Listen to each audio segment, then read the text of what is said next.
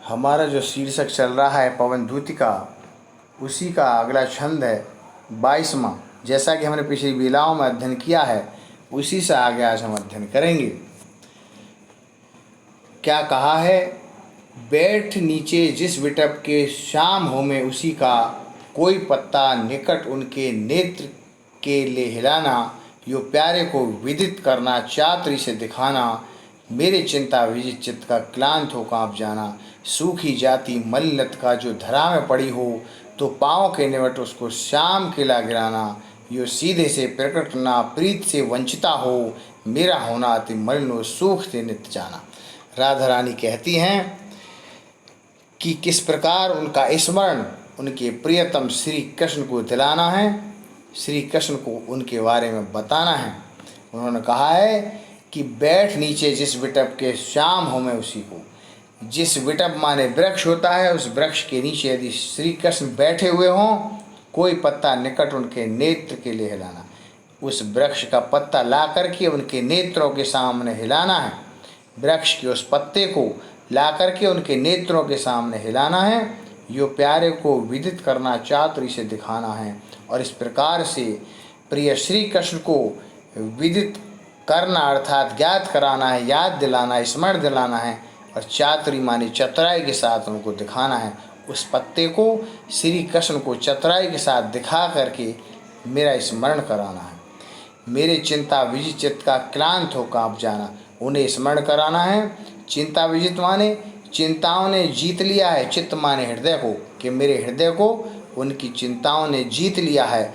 क्लांत हो काँप जाना, और वियोग से दुखी होकर के, पीड़ित होकर के मेरा हृदय काँप रहा है, ये उन्हें स्मरण दिलाना है। सूखी जाती मलिन लता को धरा में पड़ी हो, यदि सूखी हुई कोई, मलिन माने मुरझाई हुई, लता माने कोई बेल है, कोई वृक्ष की डाली है जो धरा पर पड़ी हुई हो, उन्हें इस तरह से दिखाना है, स्मरण दिलाना है। जो सूखी हुई मलिन माने मुरझाई हुई, कोई सूखी हुई मुरझाई हुई वृक्ष की डाली वहाँ पर पड़ी हुई हो, तो पाँवों के निकट उनको शाम के ला गिराना, और श्री कृष्ण के चरणों के निकट ला करके उसे गिरा देना है। श्री कृष्ण के सामने उसे प्रकट करना है।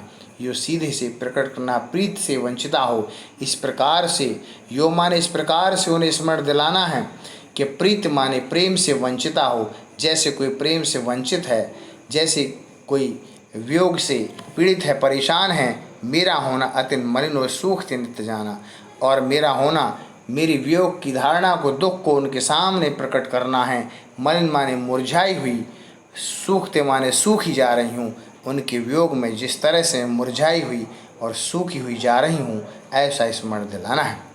कोई पत्ता नवल तरु का पीत जो हो रहा, तो प्यारे के दृग युगल के सामने ला उसे ही, धीरे धीरे संवल रखना उन्हें यो बताना, पीला होना प्रवत दुख से पोछता हमारा। आगे कहा गया है, कोई नवल माने नवीन है, तरु माने वृक्ष का पत्ता। किसी नवीन वृक्ष का यदि पत्ता है, पीत हो जो रहा हो, यदि पीला हो गया हो, किसी नए वृक्ष का, नवीन वृक्ष का जो पत्ता है यदि पीला हो गया हो, तो प्रिय अर्थात श्री कृष्ण की दृग युगल उनके नेत्रों के सामने ला करके उसे दिखाना है। इस तरह से उनके नेत्रों के सामने ला करके उसे प्रकट करना है।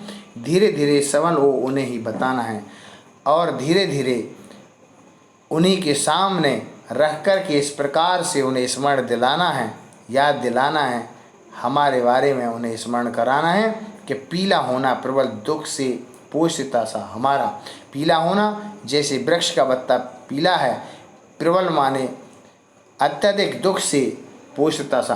पोषिता अर्थात वह स्त्री जिसका पति विदेश गमन में हो, विदेश गमन हो जिनके पति का, उन्हें ऐसा स्मरण दिलाना है कि पीला होना, ये पत्ते का पीला होना इसी प्रकार से प्रतीत होता है, दिखाई देता है, पोषिता सा, जैसे कोई स्त्री का प्रियतम विदेशों में हो, हमारा इस तरह से स्मरण कराना है, उन्हें याद दिलाना है, ऐसा बताना है।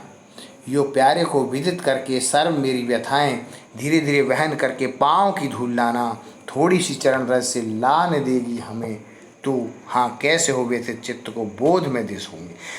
आगे विरह की मार्मिक दशा का सुंदर वर्णन करते हुए कहा गया है। राधा कहती हैं कि यो माने इस प्रकार प्यारे माने श्री कृष्ण को विदित करके, विदित अर्थात बता करके, इस प्रकार से श्री कृष्ण को बता करके, स्मरण दिला करके सर्व मेरी व्यथाएं, मेरी सारी जो व्यथा है, दुख है, कष्ट है, परेशानी है, पीड़ा है, उन सब के बारे में उनको बताना है, स्मरण दिलाना है। धीरे धीरे वहन करके पाँव की धूल लाना और धीरे धीरे उनके चरणों की जो चरण धूली है उसे ले करके आना है, ग्रहण करना है, लाना है। उनके चरणों की धूली को धीरे धीरे ले करके आना है। थोड़ी सी चरण रज जो लान देगी हमें तू, और उनके चरणों की थोड़ी सी जो रज है, धूल है, उसे ला करके मुझे दे देना है, हमें देना है, मुझे ग्रहण कराना है। कैसे तो व्यथित चित्त को बोध में दे सकूंगी। राधा ने कहा है कि व्यथित माने जो पीड़ित है, परेशान है, चित्त माने मेरे हृदय है, बोध माने धैर्य है। मैं अपने हृदय को किस तरह से धैर्य दे सकूंगी, उनके चरणों की थोड़ी सी धूल ला करके आप मुझे दे देना, ऐसा आपको करना है। पूरी होवे न यदि तुझसे अन्य बातें हमारी, यदि अन्य बात पूरी नहीं होती हैं तो मेरी विनय इतनी मान ले और चली जा। मेरी जो विनती है, मैं निवेदन करती हूँ, बार बार ये कहना चाहती हूँ। क्या कहा उन्होंने? पूरी होवे न यदि मुझसे अन्य बातें हमारी तो तू मेरी विनय इतनी मान ले और चली जा।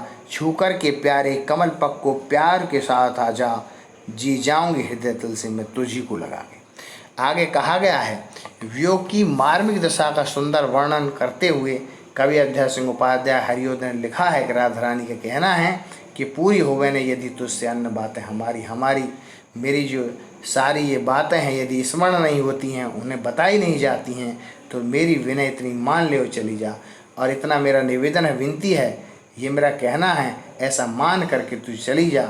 छू कर के प्यारे कमल पग के प्यार के साथ आ जा और स्पर्श करके उनकी कमल के समान चरणों को स्पर्श करके आ जा। मैं जी जाऊंगी हृदय तल से तुझी को लगा कर।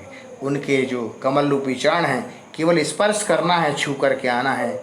मैं उन्हीं को धारण करके, अपने हृदय में धारण करके, तुझी को लगा करके मैं इस तरह से जीवित रह सकूंगी, अपना जीवन यापन कर सकूंगी। काव्य का सौंदर्य, राधिका की पवित्र सच्ची जो प्रेम की भावना है उसको स्पष्ट किया गया है, दिखाया गया है, उनके बारे में बताया गया है। उनके माध्यम से यानी प्रकृति के माध्यम से उनकी पीड़ा को यहाँ पर वाणी दी गई है, उसे बताया गया है, स्पष्ट किया गया है। भाषा खड़ी बोली है, रस वियोग श्रृंगार रस, अलंकार उपमा और मानवीयकरण जैसा हम बताते रहे हैं, और अनुप्रास अलंकार प्रत्येक पंक्ति में स्पष्ट होता है।